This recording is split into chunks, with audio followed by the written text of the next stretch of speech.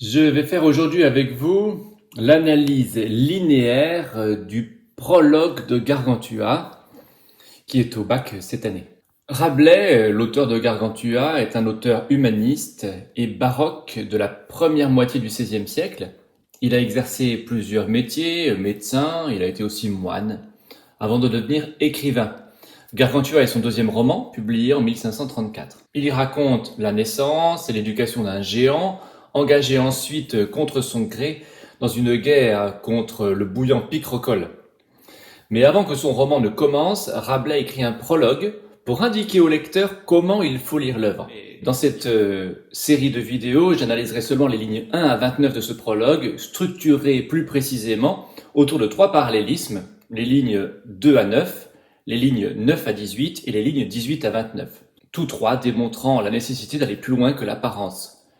L'analyse linéaire de ce texte prendra donc comme fil directeur la question suivante: ce texte est-il pédagogique? Je commence avec l'analyse des lignes 1 et 2, qui sont un petit peu en dehors de la structure. Le prologue commence en effet de façon surprenante à plusieurs titres. Dès les premiers mots, l'auteur y fait l'éloge de 2 types de lecteurs, aux caractéristiques apparemment négatives, ceux qui aiment la boisson et ceux qui aiment le sexe. La syphilis, présente dans Vérolé, était en effet une maladie sexuellement transmissible très contagieuse. Pour ces 2 caractéristiques, un adjectif mélioratif, en position d'épithète, fait l'éloge à chaque fois du nom négatif concerné. Très illustre, très précieux. Cet adjectif est à chaque fois au superlatif, cela met d'autant plus en valeur le défaut. L'opposition entre les 2 termes des groupes nominaux s'apparente donc à des oxymores. Rabelais campe donc dès les premières lignes le portrait d'une sorte de lecteur idéal, mais de façon surprenante. Ce portrait, qui semble restreint, l'est bien explicitement dans les mots qui suivent. C'est à vous, non aux autres, que je dédie mes écrits. L'élitisme ainsi proposé est risible, d'autant que l'auteur insiste sur ce choix restrictif dans l'incise, non aux autres. Le lecteur est donc à la fois interpellé par l'utilisation de la deuxième personne du pluriel, vous, et repoussé, car soit les caractéristiques qui le définissent ne sont habituellement pas élogieuses, il n'aurait donc pas vraiment envie de faire partie de ce lectorat, soit il ne fait pas partie des 2 catégories concernées.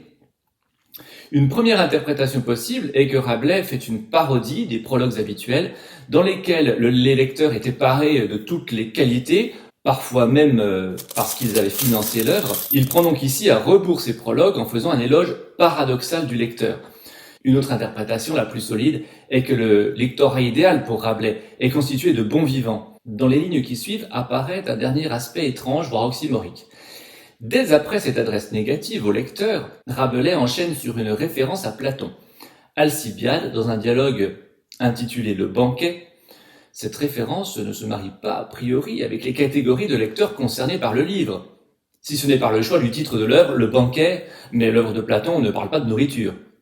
La référence donnée fait aussi commencer le prologue in medias res.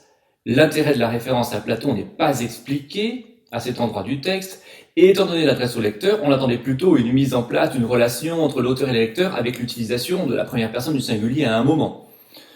Pourtant, il faut interpréter cela comme une 3e caractéristique du lecteur idéal. Bon vivant, il est aussi humaniste et pratique les auteurs classiques, dont Platon fait partie. Voilà donc un début de prologue surprenant, mais bien étudié pour cerner un lectorat idéal. Rabelais ne fera pas différemment à la fin de son œuvre, il restreint également le nombre de ceux qui pourront entrer dans son abbaye idéale. Et avec cette analyse des lignes 1 et 2 qui constituait la première partie de mon analyse linéaire, j'ai terminé ma première vidéo.